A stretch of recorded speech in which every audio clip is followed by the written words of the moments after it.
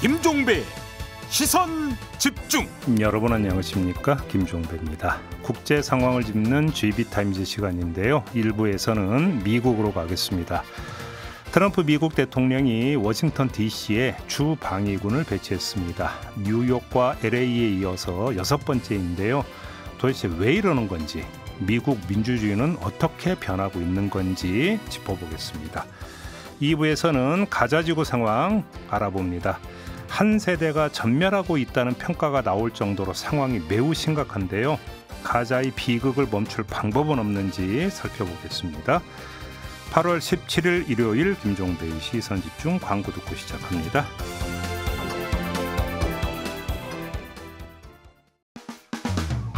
평일에 JB타임즈가 있다면 주말엔 글로벌타임즈가 있다. 테마로 알아보는 국제정치 GB타임즈. 네, 함께할 세 분 소개해드리겠습니다. 다큐엔 뉴스 코리아의 김영미 대표 모셨습니다. 어서 오세요. 네, 안녕하세요. 서울신문의 송현석 기자 모셨습니다. 어서 오세요. 네, 안녕하세요. 세종대 글로벌 인재학부의 장휘 초빙 교수 모셨습니다. 어서 오세요. 네, 안녕하십니까. 자, 미국으로 가봅시다. 트럼프가 주 방위군 투입을 또 결정을 했다고 합니다. 도대체 어떤 상황인데 또 방위군이 투입이 되는 겁니까? 네, 지난 11일에 이 수도 워싱턴 DC의 범죄율이 통제 불능 수준이다라고 주장을 하면서 이 워싱턴 DC 경찰국을 아예 연방 정부가 직접 통제하고 또 주 방위군을 한 800명 정도까지 투입해서 이 수도 치안을 강화하겠다고 발표를 했고요.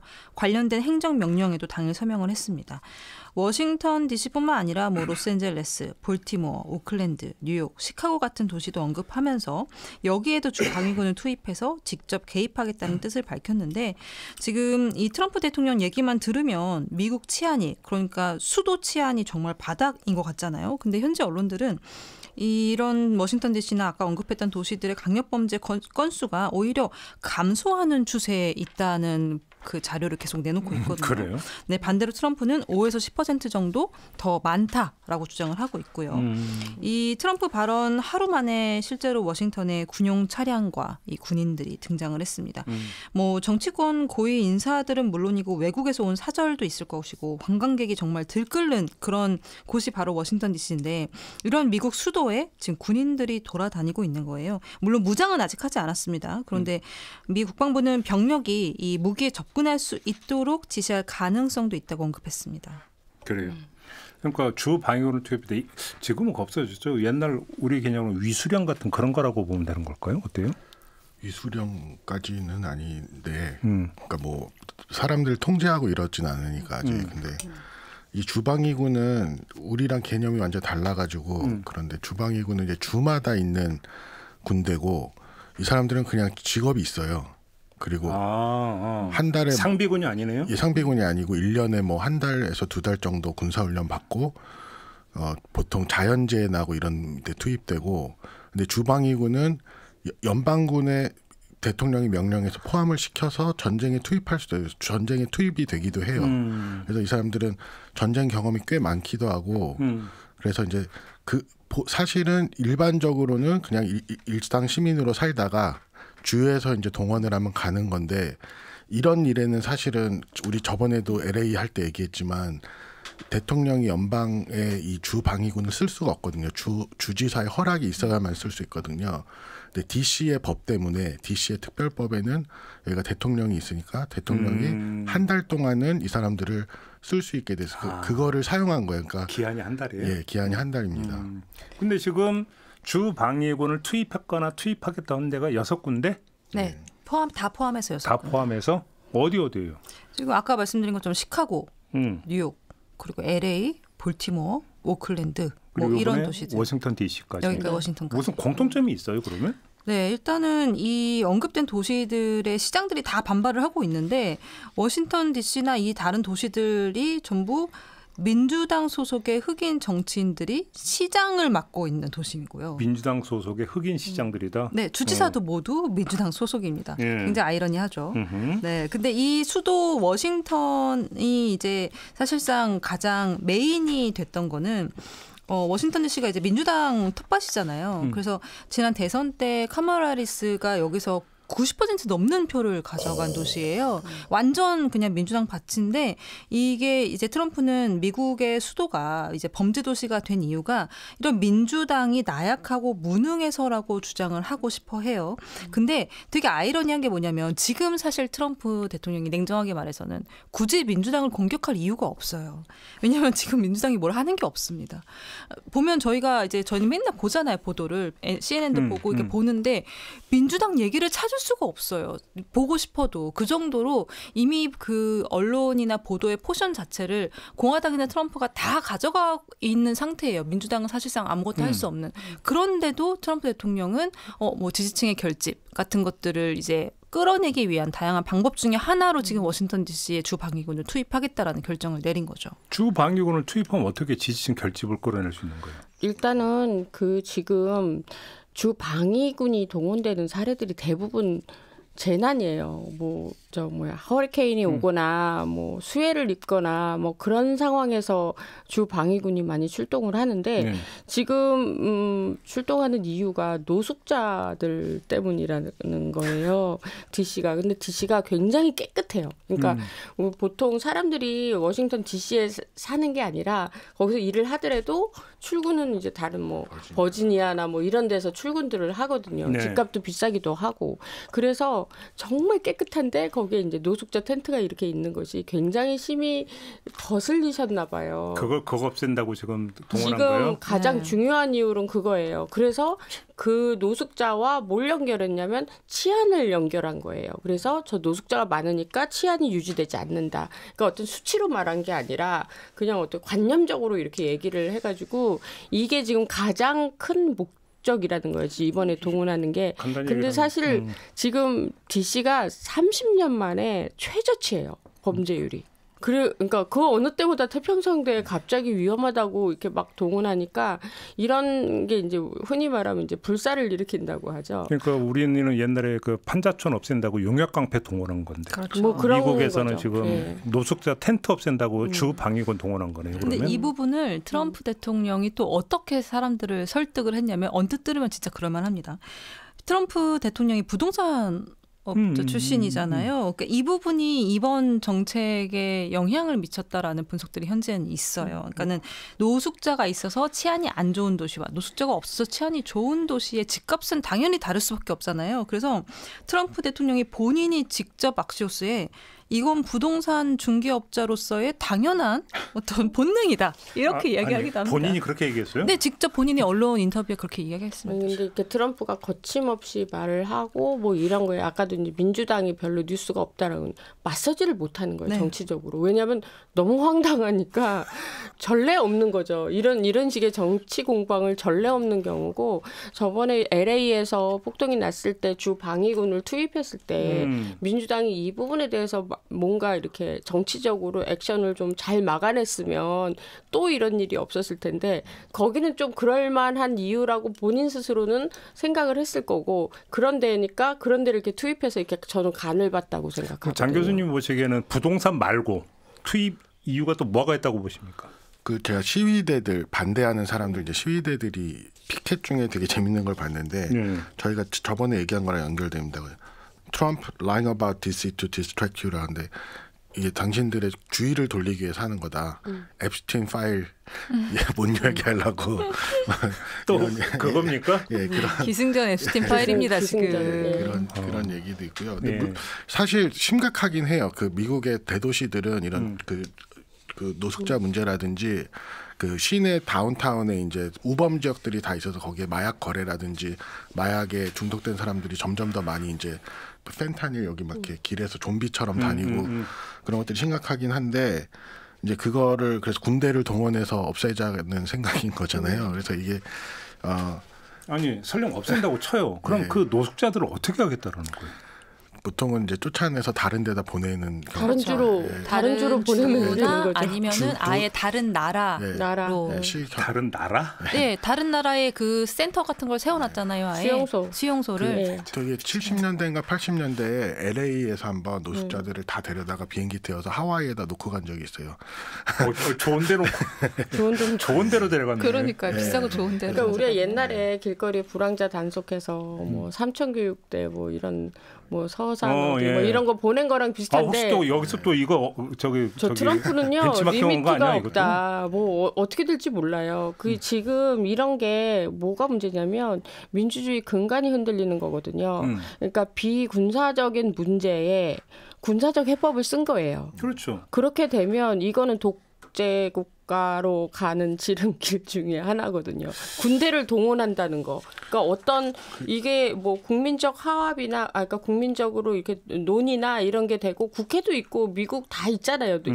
심지어는 뭐 그 안에 뭐 사회복지가 진짜 미국은 엄청 잘 돼 있는 나라인데 전 세계 최고라고 할 수 있는데 그런 방법으로 이때까지 미국이 해결했단 말이에요. 근데 이거를 군사적 방법을 동원했다는 건 어떤 이게 이제 앞으로 계속 면역이 생겨가지고 조금만 말하자면 본인이 트럼프 자신의 어떤 문제가 생겼을 때도 군대를 동원하게 되고 그리고 본인이 어떤 하고 싶은 그러니까 정치적인 어떤 해결을 군사적으로 하기 시작하면 이거의 끝판왕이 사실 계엄령이잖아요. 그래서 민주주의 근간이 흔들리는 일이에요. 이런 것들이. 또 하나는 이제 미국은 연방과 주가 철저하게 분리되어 있고 치안이나 이런 문제는 사실은 주시의 문제고 그렇죠. 연방은 거기에 개입할 수 없게 돼 있어요. 그래서 FBI가 있는데 미국의 영화나 드라마 보면 FBI가 오면 이제 경찰들이 막 욕하잖아요. 이놈들 떠와가지고. 맞아. 맨날 싸우지. 예, 맨날 싸우죠. 왜냐하면 그게 이제 관할권 문제인데 그렇죠. FBI는 주를 넘어서는 사건에만 개입을 할 수 있고 한 주에 국한되는 거에는 개입할 수 없게 돼 있거든요. 근데 지금 사실 트럼프가 LA에 그때 주방위군 동원한 거나 여기에서 주방위군 동원하고 이번에 그것만 한 게 아니라 FBI나 연방 수사관들을 여기에 보내서 우리가 범죄를 없애겠다고 하는 건데 그래서 지금 자기한테 있는 법적인 작은 권한들을 이용해서 계속해서 그 경계선을 흔들고 있는 것 같아요. 그래서 자기가 연방의 권한과 대통령의 권한을 계속해서 그 법적인 그 사이를 넘어서 더 확장시키려고 하는 거고 미국에서의 이제 정치권이나 학자들의 반발은 거기에 사실은 더 크게 하고 있으니까 연방의 권한을 이렇게 자꾸 늘리는 거는 민주주의를 파괴하려는 시도라고 보고 있는. 여기서 다시 한번 사회자의 본분을 망각하고 새길로 빠져서 지금 그 경찰 얘기했으니까 영화 보면 그냥 경찰 말고 보안관이 또 나오던데 그 보안관은 뭐예요? 보안관도 주 소속에 있죠.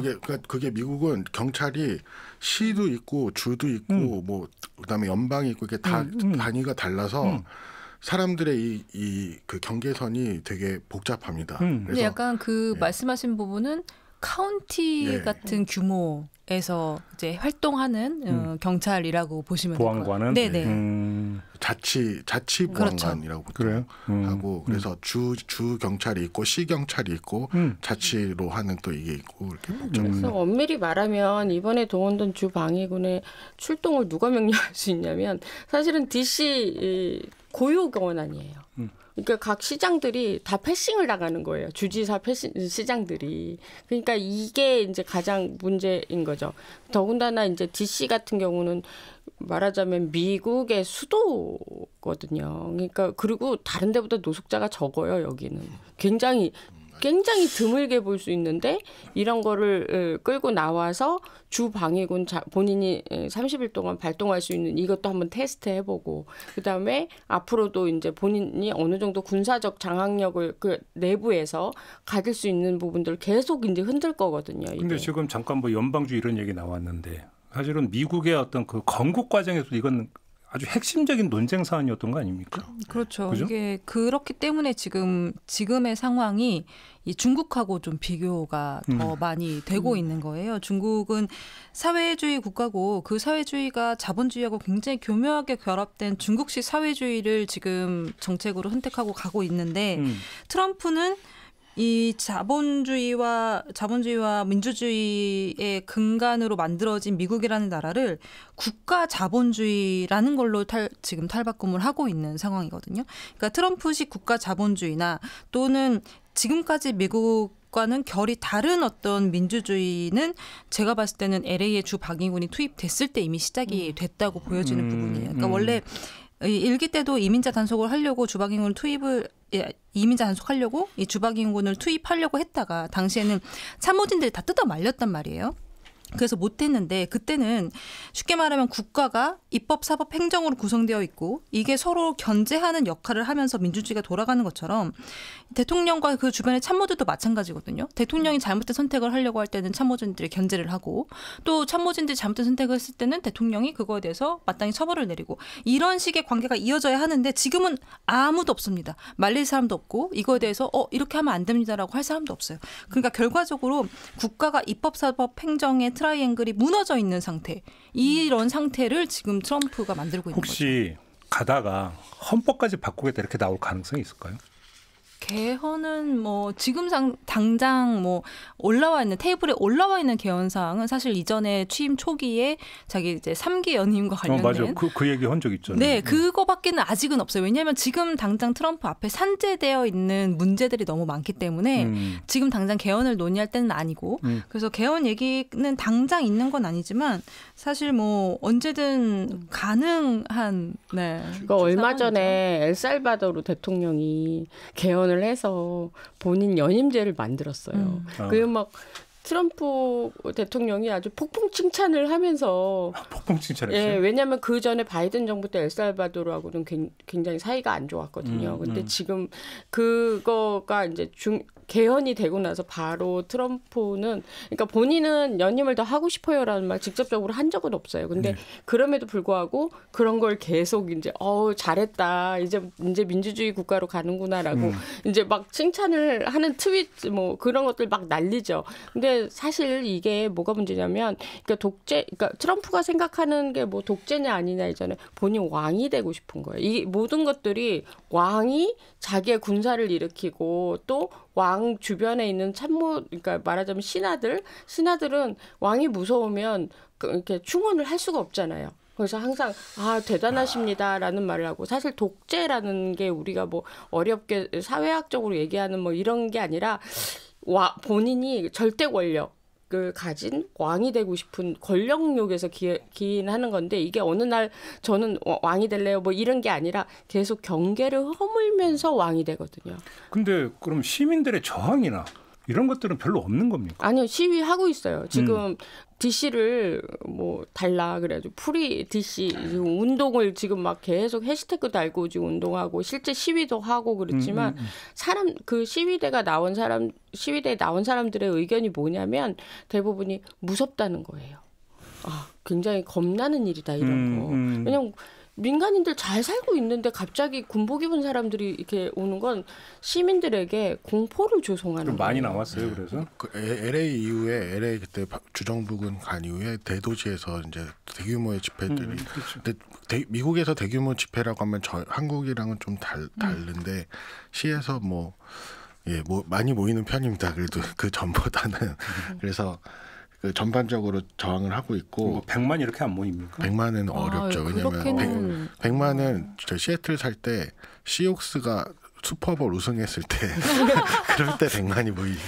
맞아요.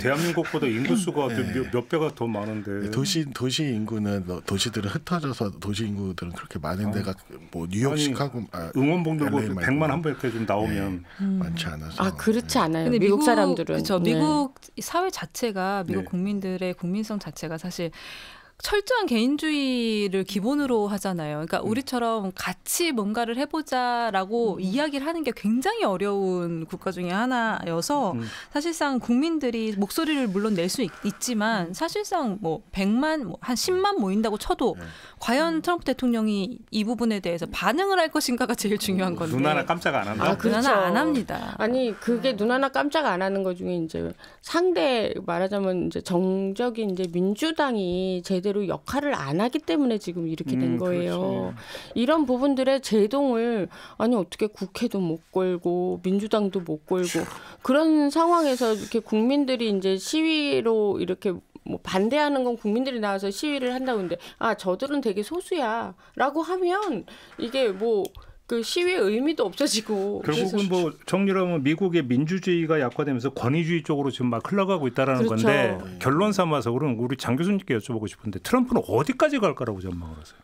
트럼프는 계속 이 실험을 할 거고 그리고 우리 얘기 나오는 것처럼 뭐 개헌은 사실은 이제 지금 하원에서 트럼프 대통령이 어쨌든 위법을 하면은 그것도 처벌할 수 있다는 개헌안을 냈는데 개헌은 어렵기 때문에 개헌보다는 부통령을 이제 내세워서 자기가 부통령 사임하게 하고 뭐 있는다든지 뭐 이런 다양한 시나리오를 갖고 있는 것 같아요. 푸틴 시나리오 아니에요, 그거? 네, 푸틴 시나리오죠. 그렇지. 실제로 이게 그리고 미국 자체가 지금 민주주의가 후퇴하고 있다는 거는 단순히 이게 트럼프 하나의 문제가 아니고 사실은 이러한 조치에서도 지금 이렇게 주 방위군을 투입하는 데서도 두려워하는 사람들이 있고 저항하는 사람들도 있지만 또 많은 사람들은 주 방위군 들어오는데 그 사진 한 장 되게 인상적인 게 있었는데 미국 성족이 흔들면서 환영해요. 그러니까 우리 이제야 드디어 우리도 저 노숙자들 안 보게 되겠구나. 이제야 드디어 이 마약한 애들이 없어지겠구나. 이제까지는 뭐 인권이다 자유다 하면서 있었지만 그런 그걸 지지하는 사람들도 여전히 많기 때문에 오래 지속이 될 수 있을 것 같습니다. 트럼프의 이런 어떤 움직임을 제어할 수 있는 가장 그 현존하는 가장 유력한 힘은 앱스타인 파일이다. 이렇게 정리를 해야 되는 거군요. 네. 그렇죠? 알겠습니다. 이렇게 마무리하고요. 두 번째 주제로 넘어가겠습니다.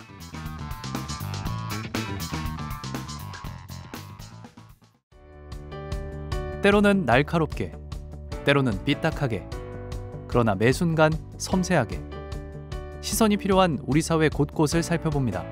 김종배의 시선집중. 네, GB타임즈 세 분과 함께하고 있습니다. 김영미 대표, 송현석 기자, 장휘 교수 세 분과 함께하고 있는데요. 이번에는 가자지구로 가보겠습니다. 상황이 상당히 심각하다고 하던데 어느 정도입니까? 네, 최근에 언론인의 희생이 잇따르고 있습니다. 알자지라 방송의 아나스 알 샤리프 기자가 이스라엘 공습으로 사망을 했는데요. 지난 10일 하루 동안 알 샤리프 기자뿐만 아니라 이제 이 알자지라 소속 취재진 5명과 프리랜서 기자 1명이 숨졌습니다. 이 아나스 알 샤리프 기자는 가자지구로 취재를 가면서 혹시나 있을 상황에 대비해서 요원을 남겼는데 가족을 부탁하는 내용도 있었고 진실을 그대로 전달하는 걸 주저한 적이 없었다라는 내용 그리고 가자지구를 잊지 말아달라는 내용이 있었습니다. 이스라엘은 이번에 숨진 알자지라 기자가 이 하마스 세부 조직의 수장이라고 계속 주장하고 있어요.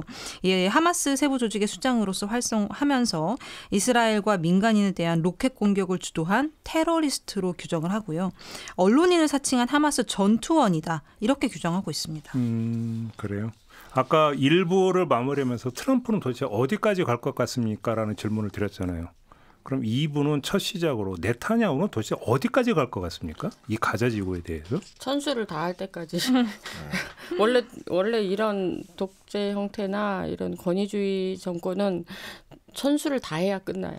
네, 네타냐후가 사실 원하는 게 계속 뭐 겉으로는 전쟁 종식이라고 말하는데 사실상 네타냐후가 하마스를 섬멸하는 게 실제로 그에게 도움이 될지에 대해서는 아주 자세히 들여다볼 필요가 있어요. 그러니까는 일본이 보수 지지층들을 결집하기 위해서 계속 북한이나 북핵 위협을 들먹이면서 굉장히 위협적인 존재를 이용하잖아요. 그러니까 네타냐후도 만약에 진짜로 하마스를 내쫓고 싶었으면 이렇게 길어지지 않았을 겁니다. 군사력 차이가 엄청난데 미국이 뒤에 있고. 근데 네타냐후에게는 하마스라는 존재가 필요한 거예요, 사실은. 그래서 그래야 본인의 정치적인 생명을 연장할 수 있는 모티브가 되겠죠. 그러니까 제가 봤을 때는 네타냐후는 시간을 벌고 있는 거기 때문에 이게 당장 어느 순간에 끝난다 이게 없는 거예요. 간단히 그러면 가자지구 고사 작전입니까? 고사라기보다는 하마스가 죽지 않을 때까지만 계속 건드려 가면서 싸우는 겁니다. 하마스가 괴멸되면 네타냐후도 슬퍼요. 네, 그럼 이건 간단히 끝이 없다는 얘기잖아요. 그렇죠. 근데 네. 가장 심각한 거는 그런 정치적인 자기의 목표 생존을 지금 수만 명의 사람들의 목숨을 가지고 하고 있다는 그렇죠. 거거든요. 그래서 가자지구는 지금 너무 심각한데 뭐 어릴 때 보면 이제 가장 기아에 시달리는 나라들 사진 같은 거 나오면 이디오피아에서 이렇게 뼈만 남은 아이들이 있잖아요. 지금 가자가 정확히 그런 상태입니다. 지금 그 반수 가까운 시민이 기아 직전 상황에 있고요. 그 영양실조로 수십 명이 목숨을 잃고 있고 문제는 식량 공급이 안 되고 있다는 거예요. 그래서 오늘 뉴욕 타임즈에 이렇게 비디오 기사로 가자에서 식량 구하는 법을 나왔는데 뭐 예를 들면 설탕 1kg가 그 지금 가자 이 봉쇄 전에는 뭐 1센트 뭐 40센트 50센트 이랬는데 지금은 그 61달러래요. 어이구. 그러니까 토마토 1kg도 20달러. 그러니까 사람들이 아예 음식을 살 수는 없고 너무 비싸서. 그리고 지금 그 전에는 그래도 외부의 그 인권 기구들이 식량 기구들이 와서 사람들 식량을 보급해 줬는데 지금 이스라엘 정부가 하마스와 내통한다고 다 끊어버리고 미국에서 만든 신생 무슨 GHC인가 가자 인도주의 재단 거기 하나만 지금 들어가는데 여기서도 이 사람들이 이걸 해본 적이 없어서 이 식량을 구하러 가다가 혼란이 생기니까 이스라엘 군인들이 그 사람들 발포를 하고 그래서 지금 수백 명이 또 식량을 구하러 가서 죽고 공중에서 떨어뜨리는데 막 서로 또 싸우다가 문제가 생기니까 지금 아주 지옥 같은 상황인데 이 수많은 사람들의 목숨을 담보로 그 사람들을 기하선상에 고통을 놔둔 채 자기의 이런 정치적 목표를 유지하려고 한다는 게 제가 볼 땐 가장 큰 문제라고 우리 생각합니다. 김영미 대표님 요즘도 가자지구하고 연락이 돼요? 예, 연락되죠. 최근에 언제 하셨어요? 그저께? 좀 어떤 얘기 들으셨어요? 가자 현지에서. 음식 구하는 게 너무 힘들고 음식보다 더 힘든 게 뭐냐면 물이래요. 아 그렇겠다. 예. 근데 또 올해 너무나 더웠다는 거예요. 지금. 그러다 보니까 물이 없으니까 또 수신성 전염병 이런 것들도 굉장히 많아서 의료도 거의 붕괴됐죠. 의료 거의 체계도. 없죠. 그러니까. 거의 없고 이번에 이제 알자지라 기자들이 죽은 장소가 병원 바로 앞이에요. 거기에 이제 텐트를 쳐놓고 있었고 사실 이 중에 사망한 사람 중에 한 사람하고도 계속 우리가 연락을 하고 뭐 그렇게 했었는데 아까 뭐 유서가 공개되고 뭐 그런 것들이 거기 있는 언론인들은 다 유서를 써놓고 온라인상에 올려놓고 있어요. 왜냐하면 지금 거의 300명 가까이 죽었거든요. 언론인만? 네. 이 가자 지구가 이제 말하자면 이 서울 시내로 얘기하면 한 서울 시내 땅의 한 60%밖에 안 되는 땅이에요. 거기에 벌써 언론인이 300명이 죽었다는 거예요. 300명이 있어도 신기할 판에 이렇게 많이 죽으니까 그러니까 한 사람 죽고 뭐 몇 사람 죽고 그러면 이제 다른 신생 기자들이 들어와서 다시 이제 기자 훈련을 받아서 이렇게 기자 해야 되는데 이게 계속 그런 사람들을 계속 노리는 거예요.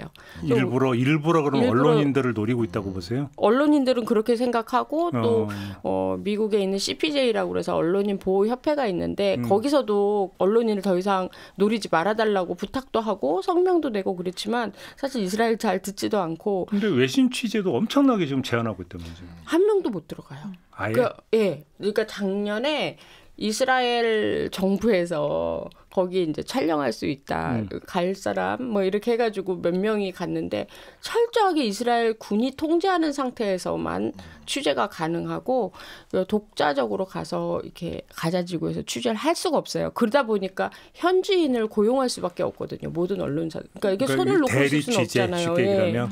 손을 놓고 있을 수는 없잖아요. 그러니까 어떻게든지 가자에 있는 시민 중에 기자를 할 수 있는 사람들을 계속 연결해서 지금 뭐 기사만 조금 쓸 줄 안다 아니면 혹은 영어만 조금 말할 줄 안다 그러면 완전 품귀예요. 아예 들어가지를 못하는구나. 못 들어가게 그러면 하니까. 지금 뭐 세상에 알려진 것보다 더 심각할 수가 있겠네요. 지금 그래서 지금 기자들을 계속 죽이는 거예요. 가자 내부에 바로 그 옛날 그 아프리카 기아 상황 같은 것들이 너무 막 적나라하게 나갔을 때 전 세계 여론이 이스라엘에 계속 등을 돌릴 테니까 말하자면 이게 선전전의 일환이거든요. 그러면 이스라엘 언론도 못 들어갑니까? 못 들어가요. 못 들어가요. 그러면 이스라엘 언론도 지금 보도를 거의 안 하고 있겠네요. 그러면? 그러니까 보도를 안 보도 한다기보다는 통제를 당하고 이제 있는 이스라엘 국방부가 공식적으로 내놓은 자료를 통해서만 보도 자료를 발표 기사만 발표 기사만 내놓고 있고 이전에 이제 이스라엘이 가자지구 전쟁 시작하고 얼마 안 있다가 그 하마스가 이용하고 있다는 지하 터널을 이제 파가지고 공개를 했을 때도 당시에 이제 몇몇 언론사를 불렀어요. CNN, 로이터 같은 큰 언론사들 불렀는데 그 CNN, 로이터 기자들이 이제 서로 같이 가야 되니까 보이잖아요, 카메라에. 근데 꼭 끌려가는 사람들 같아요. 그래서 그 이스라엘 군이 얼마나 통제를 하는지 거기서 네. 그 정도로 굉장히 억압받는 환경 속에 있다. 언론이. 그러니까 잘못하면 죽을 수도 있잖아요. 왜냐하면 오폭 뭐 이러면서 여러 가지 이유를 대고도 충분히 우리 죽음을 커버할 수 있다라고 생각하니까 다들 어디 도살장 끌려가는 짐승처럼 가서 이렇게 비호 맞춰가면서 취재를 했는데 그게 얼마나 더 그러니까 가자의 현실을 반영하겠어요. 그래서 사실 기자들이 가자에 가서 취재할 수 있도록 각 나라 정부들이 계속 요청을 했거든요. 사실 우리는 별로 관심이 없지만 그 뭐 프랑스라든지 독일이라든지 대통령이 주기적으로 우리나라 자국의 기자들을 가자에 가서 취재할 수 있도록 도와달라라는 레터를 쓰기도 하고 뭐 이렇게 해서 계속 지금 요청을 하고 있음에도 불구하고 이스라엘은 벌써 1년 반 가까이 됐잖아요. 예. 그러니까 재작년 10월이었으니까 지금까지 해외 취재진이 가자지구 안에 들어가서 직접 독자적으로 취재한 케이스는 단 한 케이스도 없어요. 자, 그럼 다시 네타냐후로 돌아가서 그러니까 지금 가자지구를 봉쇄를 하고 있는 거잖아요. 그렇죠. 근데 막말로 압도적 군사력을 가지고 다 그 점령을 해가지고 그렇죠.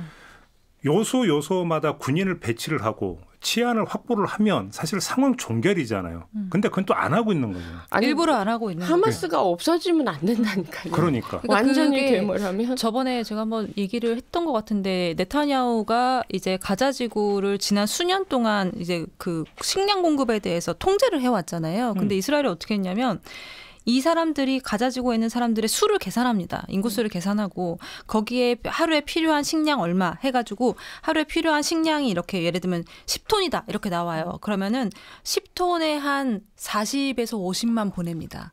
계산을 하는 거예요, 쭉. 그래서 이 인구수의 변동에 따라서 죽지 않을 정도로 이게 괴멸되지 않을 정도의 수준만 쭉 이어가게 한단 말이에요. 근데 만약에 정말로 여기 있는 사람들 다 내쫓고 싶고 하마스를 전멸시키고 싶었으면 끊어냈으면 되는 일이에요. 0%로. 근데 그렇게 안 하고 정말 가느다란 실만큼만 계속 들여보냈던 거는 네타냐후에게는 하마스라는 존재가 반드시 필요하다라는 걸 의미하는 거죠. 그래서 네타냐후의 지금 정책 기반은 어떻답니까? 이스라엘 안에서.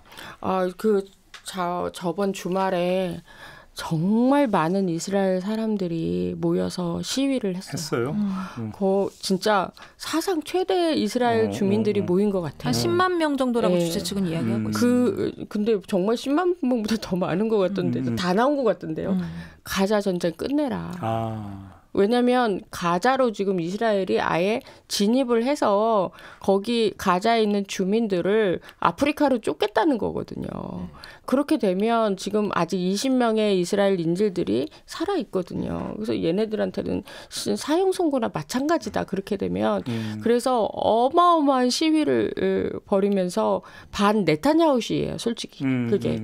그럼에도 불구하고 이 네타냐후 대통령이 옛날 같았으면 좀 굉장히 좀 이렇게 겁냈을 텐데 트럼프를 보고 겁을 안 내는 것 같아요. 그래서 그런 시위가 일어났어도 뭐 큰 이렇게 변동도 없고 옛날에는 어떤 변명 같은 약간 그런 성명도 내고 정부에서 근데 주말에 다 쉬신 것 같더라고요. 근데 없어요. 이번 최대 규모의 시위가 있었던 배경 중에 하나는 가자지구를 완전 점령하겠다는 네타냐후의 발표 이후에 이스라엘 국방부가 그렇게는 안 된다라는 얘기를 했어요. 그러니까 국방부가 필드에 나가야 되는 사람들인데 이 필드에 나가야 되는 사람들이 우리 그렇게 못하겠다. 이거 너무 위험하다라는 얘기를 총리한테 직접적으로 했고 총리는 그래 이거 못하겠어. 그럼 너 사임해. 이런 얘기들이 퍼지면서 이제 시민들도 더 이상 못 참겠다 하고 뛰쳐나온 거죠. 그러니까 이 시위를 그러니까 네타냐후의 가장 큰 위협은 이스라엘 시민들이에요.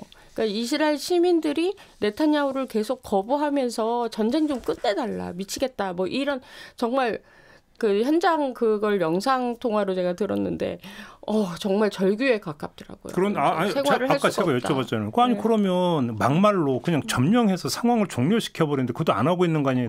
근데 네타냐후 또 점령하겠다고 발표는 했다면서요? 그러니까 발표는 완전 점령이라고 발표를 했는데 말만. 그렇죠. 실질적으로 절대로 하마스를 없앨 수 없습니다. 물리적으로도 그리고 정치적 배경으로도 말로만 그렇다. 네. 근데 더 웃긴 게 사람들이 이제 그 가자에서 하마스가 굉장한 통제력을 갖는 것처럼 사실 이스라엘이 약간 부풀려서 얘기를 하고 있는 거거든요. 그러니까 사실 하마스를 지지하는 사람, 그 팔레스타인 사람들은 한 40%, 그러니까 정확하게 39.5%라고 하더라고요. 그거밖에 안 돼요. 그리고 반 하마스 시위도 가자에서 계속 열렸어요. 그러니까 뭐 거기 보면 난민촌별로 해가지고 뭐 칸 유니스나 이런 데에서 모여서 하마스 제발 니네 나가라. 다른 나라로 나가라. 니네 때문에 우리가 계속 전쟁에 시달리게 되고 우리도 좀 살아보자. 그래서 사실 가자 주민들은 이스라엘도 밉지만 하마스도 너무너무 미운 거예요. 이 사태를 어떻게 뭐 처리도 못하고. 이 가자 초기에 제가 한번 여쭤봤던 건데 서한지구를 제가 한번 여쭤본 적 있잖아요. 네네. 근데 역시 서한지구는 그냥 지켜만 보는. 아니요. 서한도 사실 이제 원래 이렇게 파타가 하마스의 정적이잖아요. 거기. 그러다 보니까 여기서도 마찬가지로 하마스에 대한 비판적인 여론들이 굉장히 많아요. 그래서 우리 지금 오늘 주제인 여기 뭐 사망한 알자지라 기자 같은 경우도 계속 트윗에 하마스에 대한 비판적인 여론들을 계속 올렸었어요. 네네네. 그래서 그 여론들은 사실은 어떻게 보면 프로파간다인데 조직적인 어떤 프로파간다 전략에 의해서 안 보이고 안 들리는 것뿐이지. 아니 근데 제가 여쭤본 건 네. 그러니까 하마스를 욕하는 건 좋은데 같은 팔레스타인 사람들을 이렇게 지금 내몰고 있는데 그러면 네타냐후에 대한 서한지구에서 네타냐후에 대한 규탄이라든지 당연히 그러니까. 그건 네. 너무나 당연하게 나오고 있는 그리고 거죠. 팔레스타인 이제 자치정부가 사실상 이제 본인들의 역할은 이스라엘과 맞서서 직접 싸우는 것보다는 혹은 사실 하마스하고도 부딪힐 수 있는 부분이기 때문에 이렇게 싸우는 것보다는 이제 이쪽에서는 국제사회를 이용하겠다라는 주의예요. 그래서 서한지구 그쪽에서는. 네, 그쪽에서는 그래서 주로 국제사회하고 접촉을 해서 이제 서방 국가하고 접촉을 해서 너희들이 유엔에 가서 이거 제재안 만들어줘 이런 식의 방식을 그러니까 쓰죠. 파타는 대부분 정치적 해결을 원해요. 그리고 알겠습니다. 옛날에는 파타나 이런 쪽에 있었던 사람들이 그냥 주민 중에 이렇게 선출되고 있는데 요즘은요 거의 엘리트예요. 그 외국에서 유학한 젊은 친구들이 그 팔레스타인 자치기구 안에 많이 들어와 있어가지고 나름 굉장히 노련한 외교 기술도 쓰기도 하고 그래서 유네스코에서 팔레스타인을 나라로 인정받기도 하고 또 얼마 전에 프랑스 정부가 팔레스타인을 국가로 인정하겠다라는 발표도 하는 것도 지금 현재 온건파 이 파타의 노력이라고 저는 생각을 하거든요. 알겠습니다. 아까 미국을 그 상황을 짚으면서 마지막으로 트럼프의 이 움직임을 제동할 수 있는 유일한 힘은 앱스타인 파일이다라고 얘기를 했어요. 네. 그러면 네타냐후에 제동을 걸 수 있는 유일한 힘은 트럼프입니까? 어떻게 봐야 되는 겁니까? 지금 상황에서는 트럼프가 가장 큰 힘을 가지고 있는데 근데 지금, 어떻게 나오고 있는데 트럼프? 지금 트럼프 스탠스는 좋게 말하면 밀당이고 나쁘게 말하면 오락가락입니다. 그러니까 이게 뭐냐면 트럼프가 가자 전쟁 관련해서 가자 지구를 이제 완전 점령하겠다는 네타냐후 총리의 발표와 관련해서는 직접적으로 지지는 하지 않았지만 이스라엘 인재를 구출하는 것 자체가 애초에 어려운 일이었어. 라고 이야기를 해요. 그러니까 이 말은 이스라엘이 인지를 차라리 포기하고 가자 지구에서 하마스를 몰아내는 게 맞다라는 뜻으로 해석이 될 수밖에 없거든요. 그러니까 이 얘기는 결국은 우리가 뒤에 있으니까 너희 하고 싶은 대로 해봐. 이제 이런 건데 사실 이 트럼프의 스탠스가 좋게 말해 밀당이고 나쁘게 말해서 오락가락이라고 한 게 우크라이나 전쟁 관련해서도 저희가 푸틴을 막 이 사람은 천재야라고 얘기했다가 갑자기 얘는 정말 너무 짜증나 뭐 이렇게 얘기했다가 왔다 갔다 하잖아요. 근데 이스라엘도 우크라이나만큼은 아니지만 군사력에서는 미국 의존도가 굉장히 높은 나라이기 때문에 더더욱 미국한테 기댈 수밖에 없고 미국 눈치를 볼 수밖에 없고 게다가 지금 상황이 좋지 않은 거는 팔레스타인 주변에 있는 그 국가들 뭐 이집트나 요르단 같은 국가들한테 가자 지구를 보내겠다고 트럼프가 얘기를 했는데 주변 국가들이 안 받겠다고 처음에 얘기했잖아요. 근데 문제는 이집트, 요르단 같은 주변 국가들은 또 미국의 원조를 받는 국가들이라서 미국은 지금 트럼프는 이 원조를 손에 쥐고 계속 협박을 하고 있어요. 니들 우리가 원하는 대로 이스라엘이 원하는 대로 안 들어주면 우리 원조 끊을 거야. 이런 상황이라면 사실상 네타냐후가 본인이 원하는 대로 하마스의 명주를 끊든 안 끊든 이걸 선택할 수 있는 선택권을 가졌다는 거는 미국이 뒤에 있기 때문이라는 것밖에 안 되는 거죠. 그래서 지금 가자 지구를 없애고 주민들을 아프리카로 보낸다고 한 나라 중에 한 나라가 남수단이에요. 남수단 정부가 난리가 난 거예요. 항의하고. 왜? 우리도 전쟁인데 우리도 식량이 부족한데 그 입들이 여기 오면 어떻게 되느냐. 그래서 엄청 반대하기도 하고. 왜 다 옛날에 그 나치도 저기 유대인들을 마다가스카르에 보낸다고. 그러다 그거 안 돼가지고 절멸 작전으로 나온 거잖아요. 왜 발상이 다 그런 식일까요? 피해자들은 가해자의 그 모습을 보고 본인이 가해자가 되기 쉬운 성격으로 변하게 되고 그래서 이게 이제 같은 방법으로 가해를 하는 그런 게 있대요. 그래서 이 유태인들이 사실 2차 대전 중에 당한 그 불행한 사태들이 그러니까 치유가 되지 않은 상태에서 현대사회 이제 본인들이 이제 가해자가 되어서 팔레스타인에 대한 가해를 시작한 역사가 지금 뭐 몇십 년이잖아요. 그래서 이제는 사람들이 팔레스타인이라는 땅 안에서 잘 살고 있다가 평화롭게 살고 있다 갑자기 유태인들이 와가지고 이렇게 된 현대사에 그러니까 유태인 사람들이 처음 왔을 때 팔레스타인 사람들이 집에 막 초대해서 밥도 먹여주고 막 그랬었대요. 제가 가서 이렇게 들으면 근데 그랬다가 지금 이렇게 전쟁까지 나는 사태가 굉장히 불행한 사태라고 생각을 하고 사태를 부른 직접적인 원인은 영국이었고 그죠? 벨푸어 선언에서 그죠? 예. 영국이나 프랑스나 독일이나 이쪽은 지금 어떤데요? 지금 이 가자 문제를 뭔가 접근하는 계속 이제 뉴스에 그래도 유럽 언론은 끊이지 않고 관심은 있다. 예, 가자의 뉴스들이 끊이지 않고 나와요. 근데 뭐 힘을 좀 발휘해야 될 거 아니에요. 관심 말고. 그래서 이제 프랑스에서 대대적으로 이제 팔레스타인을 국가로 인정하겠다라는 얘기도 하기도 하고. 근데 이제 그 유럽은 그나마 그런데 이제 만약에 이제 미국이다 그러면 반유대주의라고 처벌을 받을 수도 있어요. 이게. 그러니까 주로 인도주의적인 관점에서 지금 가자의 비극을 끝내야 되고 휴전을 하고 사람들에게 도움을 줘야 된다고 이제 유럽이나 다른 특히 국제기구들이 이야기를 하고 있는데 네. 한편으로는 또 이제 우리가 권위주의화되는 많은 국가들의 지도자들이 서로 배우고 서로 학습합니다. 서로 학습하고 저래도 되는구나. 예, 뭐. 그리고 서로 도움을 주고 그러니까 서로 이렇게 어떤 공유하는 이익들이 있는 것 같아요. 그래서 겉으로는 뭐 네타냐후도 그렇고 트럼프 푸틴도 어쩔 때는 트럼프가 이 사람들 욕을 하기도 하지만 심지어는 요즘에 이제 관측들을 보면 트럼프는 중국하고도 뭐 이렇게 지금 싸우려는 것 같지 않은데 사실 잘 지내고 싶은 것 같은데 이런 관측들이 있고 서로 간에 사실은 자기들의 권력을 유지하기 위해서는 서로 간을 계속해서 이용하는 측면들이 있어서 그로 인해서 벌어지는 이러한 일반 사람들의 희생이 사실은 지금 더 심각한 문제라고 볼 수 있습니다. 근데 사실 네타냐후도 자신의 정치적인 기반을 공고히 하기 위해서 이 군사적인 방법을 동원한 거예요. 네. 그래서 이런 면에서는 그러니까 우리가 어디서부터 독재고 어디서부터 민주주의고 뭐 이런 것들이 헷갈릴 때가 있는데 그 저도 이제 취재하면서 딱 말하자면 대통령이나 이런 큰 이제 지도자급에서 군사적 방법을 동원하기 여기서부터 독재로 가는 지름길이구나라고 이렇게 저는 판단을 하거든요.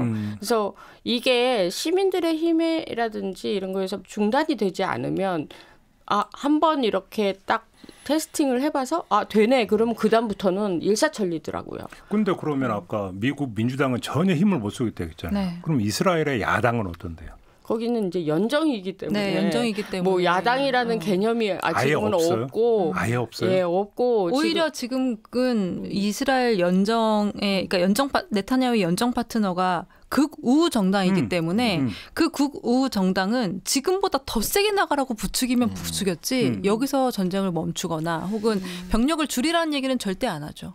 그래서 지금 가장 희생되는 계층이 이게 이스라엘 사람들이 하는 얘기인데 군인들이 제일 불쌍하다. 왜냐하면 지금 군대의 불만도 하늘을 찌른다는 거예요. 이스라엘 군대? 이스라엘 군대도. 왜냐면 집에도 못 가고 이게 1년 반 이상을 이루고 사니까 뭐 처음부터 이렇게 길어질 줄 모르고 나갔다가 이제 별로 이렇게 뭐 끝날 기미는 안 보이고 그러면 이제 집으로 돌아오고 본인들도 개인 생활이 있는데 그게 안 되고 지금은 랍비들이라고 그래서 왜 그 종교에 있는 사람들 이런 사람들도 다 징집을 하겠다니까 난리가 났어요. 여기도. 랍비도 징집한다고? 예. 랍비를 징집하겠다고 해서 극우 정당, 연정을 맺은 극우 정당이 연정을 깼어요.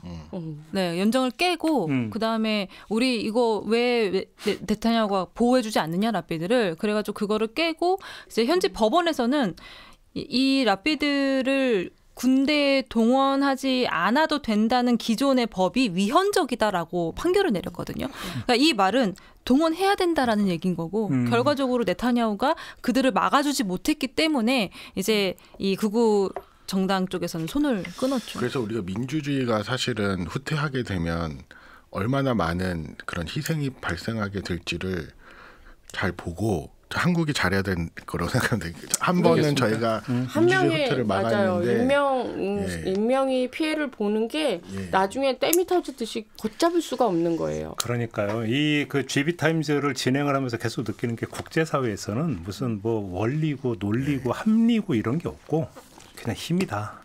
그죠? 그게 이제 그냥 그 힘이다. 힘이면 동물의 세계가 되는 거예요. 그러니까요. 이거 좀 불행하게도 그걸 계속 확인하게 되네요. 알겠습니다. 자, 오늘 이야기는 좀 이렇게 마무리할게요. 세 분 수고하셨습니다. 감사합니다. 네, 감사합니다. 네, 김종배의 시선집중 오늘 준비한 이야기는 여기까지입니다. 물러가고요. 내일 아침에 다시 인사드리겠습니다. 고맙습니다.